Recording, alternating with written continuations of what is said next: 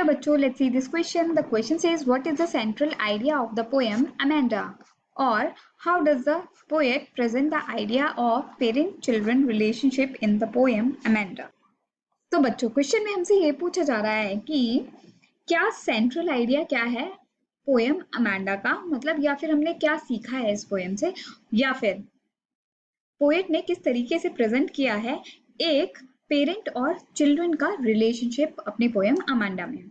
Here the key concept is the moral of the poem Amanda, मतलब Amanda poem से हमें क्या सीख मिलती है या फिर उसका क्या सेंट्रल आइडिया है।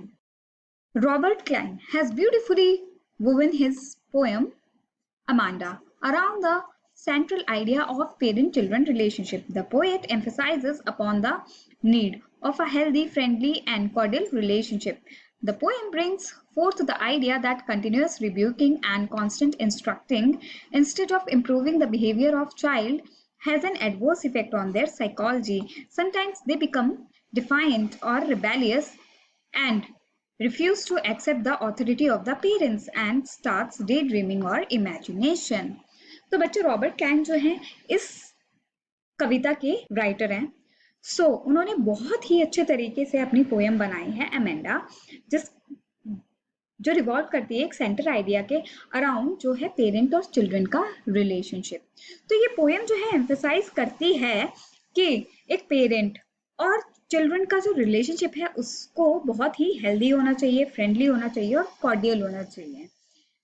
और ये जो पोएम है ये इस आइडिया को आगे रखती है और बताती है कि जो कंटिन्यूअस रिब्यूकिंग होती है, मतलब लगातार एक बच्चे को डांटना, फटकारना, उसको किसी भी चीज के लिए बार बार टोकना, इंस्ट्रक्ट करना, ये चीजें बच्चे के बिहेवियर को इम्प्रूव नहीं करती हैं, बल्कि इसका एक बहुत ही एडवर्स इफेक्ट पड़ता है उनकी मानसिकता पे, साइकोलॉजी पे। और कभी कभी क्या होता है कि फिर वो बात सुनना ही बंद कर देते हैं, रिबेलियस बन जाते हैं और वो किसी भी चीज को एक्सेप्ट ही नहीं करना चाहते, जैसे कि उनके पेरेंट्स की ऑथोरिटी को, और वो स्टार्ट कर देते हैं अपनी ही जिंदगी को अलग तरीके से सोचना और अपनी इमेजिनेशन में चले जाते हैं। In the poem Amanda, the young Amanda has to suffer a regular nagging of her mother and too many restrictions are imposed on her. Amanda feels that her freedom is curbed by her mother, and instead of listening carefully to the advice of her mother, she started daydreaming of a life full of freedom.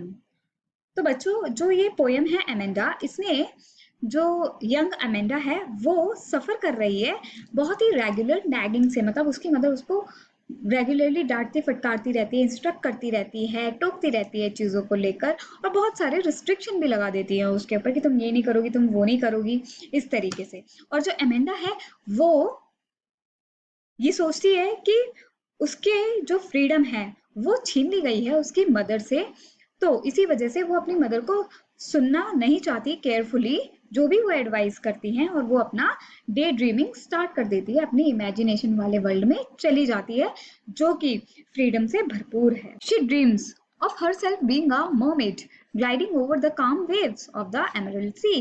She imagines to be an orphan wandering about without any authority of her parents. She further imagines to be Rapunzel, the golden-haired girl in German folk, was imprisoned by a witch in a tower. Amanda craves for a life of calm and freedom.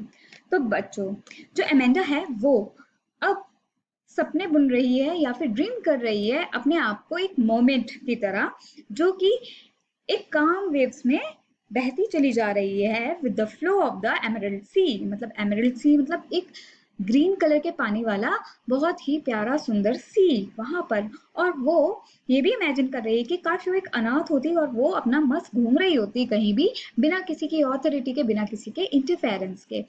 और तो और आगे वो ये भी सोचती है कि काश वो रपांजल होती जिसके बाल गोल्डन कलर के हैं और जो एक कैरेक्टर जर्मन फोक से लिया गया है और उसको एक विच ने टावर में कैद कर दिया है। तो अमेंडा इस तरीके की जिंदगी को बहुत ही क्रेव करने लग गई थी जहां उसे बहुत ही कामनेस मिले, पीस मिले और फ्रीडम मिले। In fact, the poem reveals that too many instructions and restrictions impact the mind of child adversely and severes the bond between parents and children.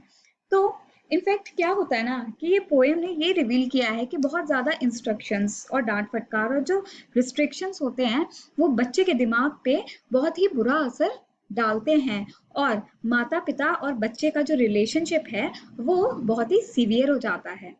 I hope you understood it well. Best of luck. Thank you.